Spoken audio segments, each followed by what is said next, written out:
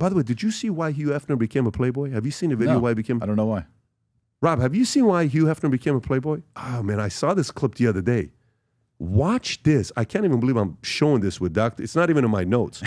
Rob, I got to send you this clip because I don't even think I've... Hugh Hefner tangent. Well, but I'm going to tell you how amazing this story is going to be here when you see this. And you know what you're going to realize? You're going to see the pain. You're going to... Dude, instantly, first thing I saw is I said, dude, I relate. But watch this.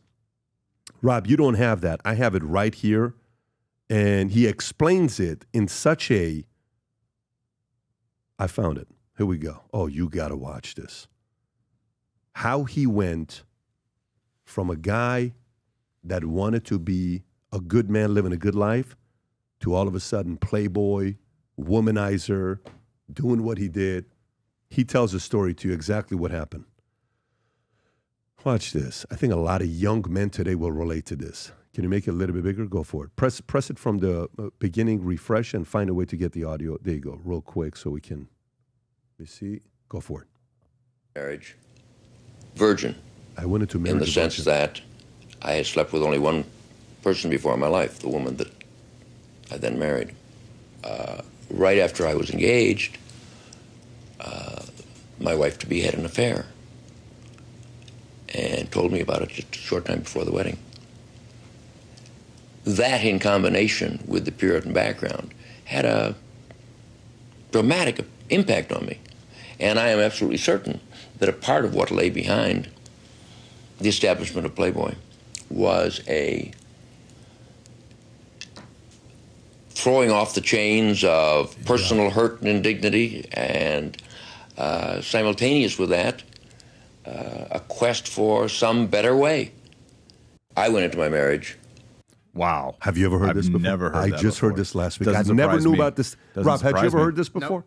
Nope. What's your impression when you hear this? How do you process this? It doesn't surprise me. I think a lot of young men, especially nowadays, just with the whole OnlyFans culture and all the promiscuity, I think a lot of them are very jaded. And you kind of see them sort of spin off into sort of very right-wing ideology, or you see them just go all in on hedonism. I think it's a pretty natural young man response, wouldn't you say? I think so as well. And look, I've had Andrew Tate on many times, and he and I spoke today. And we have a very interesting relationship together. We live complete different lives. It's not the same lives at all, but we get along, and you know, we can have the conversations, and I enjoy talking to him every time. And I know a lot of people get upset when I say this, but I enjoy it. Every time I ask him a question about, you know, girl that broke his heart and publicly humiliated him and maybe went and, you know, hooked up with another guy that you were so embarrassed, like, for the rest of my life, I will never, ever allow another woman to break my heart like this again. Typically, men who go this extreme, it's either their mother that hurt them in a way that's very weird, and it's either their a woman they followed everything by the book. I'm going to save myself for this, and I'm going to do this, and then all of a sudden, bam! It's like, dude, I am never allowing another woman to have this kind of da-da-da-da, and I'm gone, right? What's more painful than something like this? So, you know, as men are going through different challenges and different pain, the process is going to be very difficult. But this is why you need God in your life, man, because you know what's one of the first things that Pastor Mano told me? What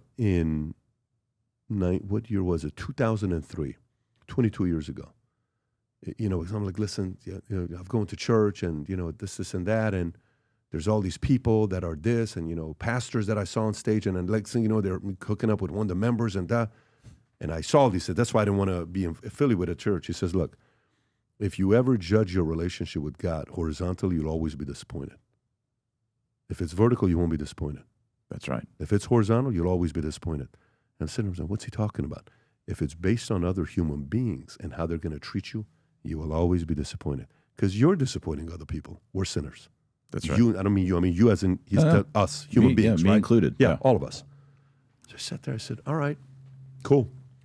Well, I'm going to try to do my best to see if I can keep this relationship vertically going so you can minimize the amount of disappointments, even though it's going to happen. because we're human beings. It's going to happen. It's going to happen. And part of it is, it's, Jesus says, take up your cross daily. There's a daily element to it. It's not a one and done.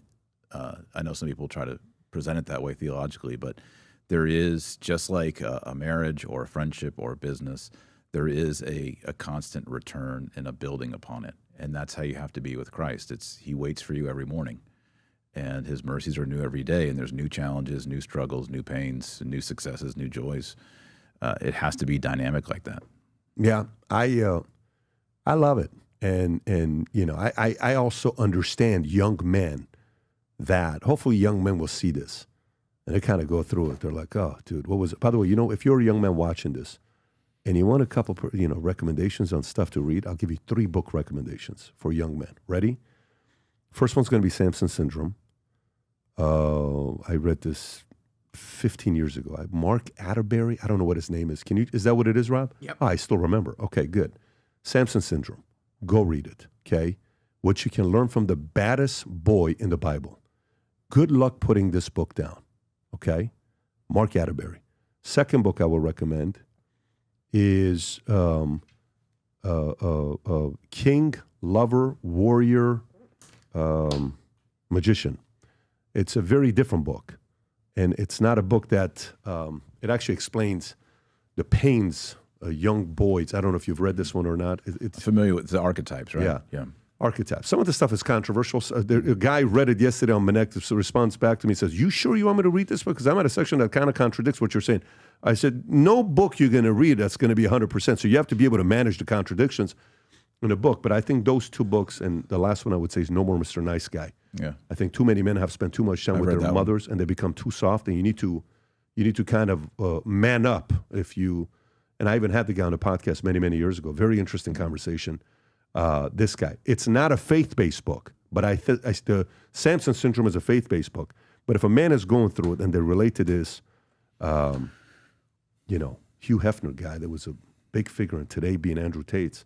Yeah, man, you got to go through your transition, because living that life is very tough and lonely, and like this, it's gone.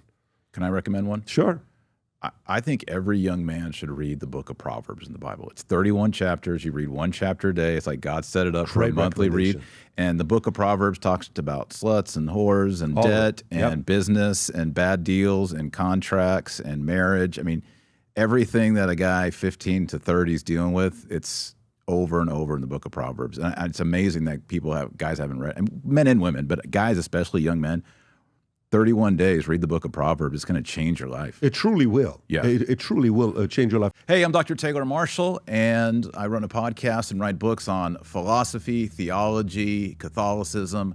My wife and I have 8 children, so if you'd like to connect and ask me any questions on any of these topics or anything else, please connect with me on Connect. If you enjoyed this video, you want to watch more videos like this, click here. And if you want to watch the entire podcast, click here.